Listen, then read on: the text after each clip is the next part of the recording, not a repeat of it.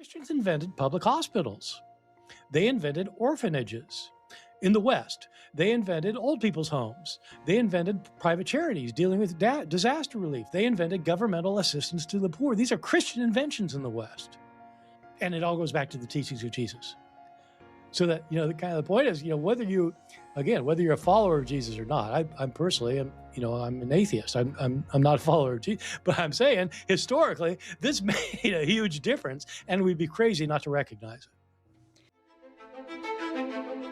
Welcome to Misquoting Jesus with Bart Ehrman, the only show where a 6-time New York Times best-selling author and world-renowned Bible scholar uncovers the many fascinating, little-known facts about the New Testament, the historical Jesus, and the rise of Christianity. All right, so we are talking about your newest book, which is coming out March 24th. Well, the issue in the book is that the thing that struck me while I was writing the book is that people in our culture, the people, just about everybody I know, when there's some kind of disaster that hits, they feel like they got to help out in some way. Like there's a hurricane, or there's flooding someplace, or there's an earthquake, and you feel like you got to contribute to disaster relief. And it's just, it's not that everybody does, or that everybody feels it as strongly as others, but an amazing number of people in Western culture feel like if people are in need, you need to help, even if you don't know them.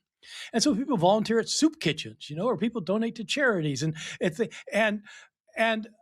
was not part of the human conscience in the ancient world. It wasn't like what people thought about. And in fact, what my book is about is how that it just was not taught as something you should do in the Greek and Roman worlds. That you should help strangers in need who are not connected to you in any way whatsoever. When you send money off for disaster relief, these are people you don't know, and you probably will never know them. And if you do get to know them, you probably wouldn't like them, but you give them money anyway, or you help out in the kitchen or whatever. And so the issue in the book is, where did that come from? And I try to make a really strong case that in the Western world, this goes back to the teachings of Jesus. And that it's one of the ways that Jesus really did transform our world. Whatever you think about Jesus personally, whether you're a committed believer, whether you're a non-believer, whether you don't care, it has changed the way we think about how we ought to act toward one another. And the thesis of the book is it made a huge difference to Western culture and society. He doesn't talk about love as an emotion or a feeling, as we'll see in our next episode. He sees love as an action.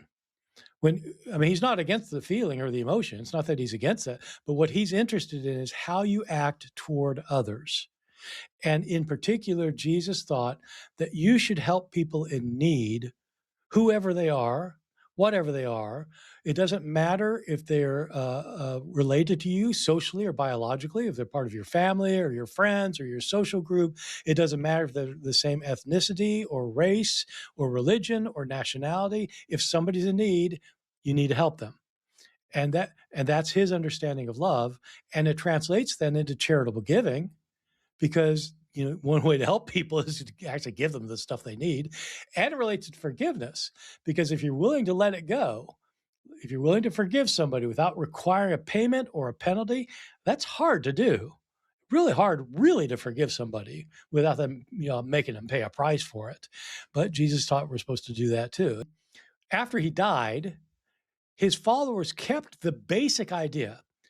We need to help those in need, but they softened the radical nature of it.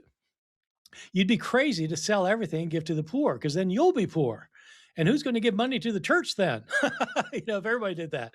And so they had good reasons for saying, it's a bit extreme. But they held on to the basic principle. If we're following the teachings of Jesus, we'll give our excess wealth for that. And not only that, but they started saying, everybody can give something to those in need. That became the rhetoric of the early Christian preachers. That if you want to be a follower of Jesus, you're going to give to those in need. And it ended up having a huge difference. Not immediately, because Christianity was a tiny little group within the Roman world. Nobody even heard of them to begin with. But over time, they started making converts and more converts. By the early 4th century, they've got, something like 5% of the population is now Christian. By the end of the 4th century, half the empire is Christian. In the 5th century, virtually the whole empire is Christian. Virtually the whole empire is Christian. And they all are hearing this as how they ought to behave. This is the lingo now. This is what people talk about. So much so that it just becomes common sense. Something that before made no sense. It was nonsense in the days of Aristotle, or the days of the Jesus, moral philosophers in Jesus' day, but now it becomes the common sense. And it leads to institutional changes. So in my book, I talk about how, it seems weird to say, but it's absolutely true. You can show it historically. Christians invented public hospitals. They invented orphanages in the West. They invented old people's homes. They invented private charities dealing with disaster relief. They invented governmental assistance to the poor. These are Christian inventions in the West. And I argue they're not getting these ideas from Eastern religions or Eastern traditions or Eastern philosophy. This is an internal development because of Christianity. And it all goes back to the teachings of Jesus.